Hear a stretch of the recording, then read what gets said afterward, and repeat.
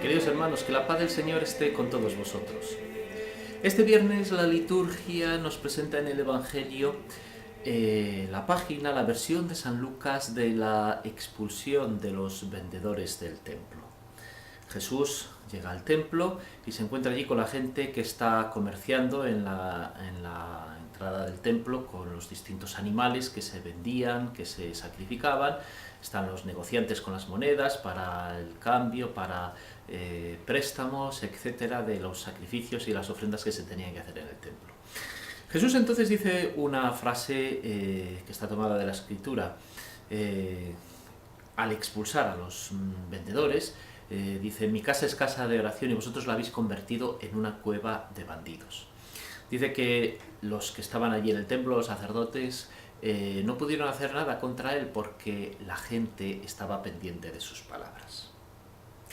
Bien, la expulsión de los vendedores del templo es un gesto profético de Jesús.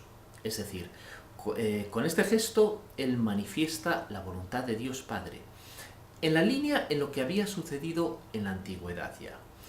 Yo creo que muy cerca o muy próximo a esta actitud de Jesús está resonando la actitud de Jeremías, del profeta Jeremías, unos 580 años antes de Cristo. ¿Cuál era la situación de Jerusalén? Jerusalén estaba a punto de caer en manos de Nabucodonosor. El reino de Judá, lo poco que quedaba ya del reino, la ciudad de Jerusalén, estaba sitiada.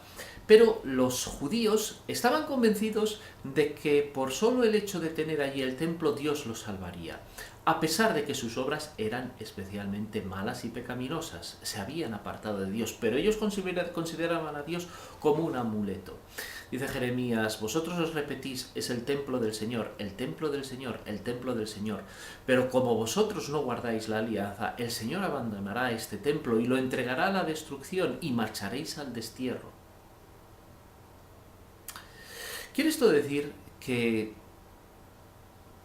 a Israel no le valió el tener allí la materialidad de Dios, de un Dios que no se deja apresar en un templo? Y es prácticamente lo mismo que sucedería en tiempos de Jesús. Estaban convencidos, por lo menos los sacerdotes, los saduceos, estaban convencidos de que ese templo era el centro de la religión nacional de Israel y allí se manifestaría Dios. Y en ese templo, ¿qué es lo que sucedía? Se mezclaba la religión de Israel tal como estaba concebida en el Antiguo Testamento, con los sacrificios, ofrendas, etcétera, etcétera, etcétera, que el mismo Jesús en el Evangelio de Jesús cumple. No olvidemos que Jesús va al templo, lo llevan al templo de niño, es presentado al templo, allí se produce la ofrenda de Jesús. Es decir, la presencia de Jesús no es algo malo en sí mismo. ¿Qué es lo que es malo? Es la separación entre la vida del culto, la vida de la presencia de Dios en Israel, con luego la actitud en la vida práctica, con ese negocio, con esa inmoralidad con la que se compra, se vende todo, incluso hasta la salvación, que es una de las cosas que a Jesús más le molestaba. Es decir, disociar una religión como culto, como vida de oración, disociarlo de la vida práctica, disociarlo de la justicia, disociarlo del amor al prójimo. Y esto es fundamental en el Evangelio de Jesús. Esta disociación hace que la religión de Israel esté completamente mal entendida. Hace que sea, pues, un comercio. Yo hago esto y tú, Dios, me das la salvación. Jesús se rebela contra esto. Mi casa es casa de oración. Aquí se viene a recibir la salvación como un don gratuito que Dios da y al que debemos responder con nuestras obras cotidianas.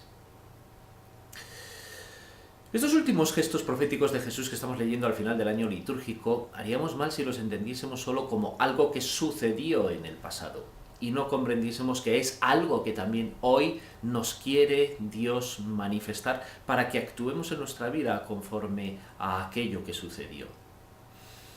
Nosotros no podemos disociar tampoco como cristianos lo que es nuestra vida espiritual, etcétera, de lo que es luego nuestra vida real, como discípulos de Jesús, como hijos de Dios. A veces, si cambiamos la palabra templo Israel, la cambiamos por iglesia cristianismo, pues a veces también el Señor debiera venir a limpiar el templo, porque se encontraría, si viniese, cosas a veces lamentables y sucias dentro de la iglesia. Yo creo que para todos nosotros cristianos no simplemente se trata de lamentar lo que sucede fuera de nosotros, sino que cada uno de nosotros debiéramos entrar en la iglesia de nuestro corazón y ver allí qué es lo que le desagradaría al Señor. Ver allí qué es lo que de negocio encontraría el Señor que lo echaría de nuestro corazón. Ver allí qué pureza de intenciones, qué sinceridad en nuestra vida espiritual hay. Yo creo que es un día muy bueno para que entremos en el templo en el que Dios nos ha prometido venir a habitar por medio de su Espíritu Santo, y veamos si estamos allí, si es una casa de oración nuestro interior, o si bien estamos allí negociando, trapicheando con nuestros intereses, con nuestras cosas, y dejándole a Dios de lado o incluso utilizándolo. Es lo malo que tienen los gestos proféticos de Jesús. No estamos ante un libro de historia de lo que sucedió en el pasado. La palabra de Dios es una palabra viva y eficaz que nos habla hoy también aquí a nosotros. Que el Señor nos conceda purificarnos en su presencia, limpiar el templo para que Él, de nuestro corazón, para que Él venga allí en el Espíritu Santo a habitar. Y que la bendición de Dios Todopoderoso nos acompañe en este día, en el nombre del Padre, y del Hijo, y del Espíritu Santo.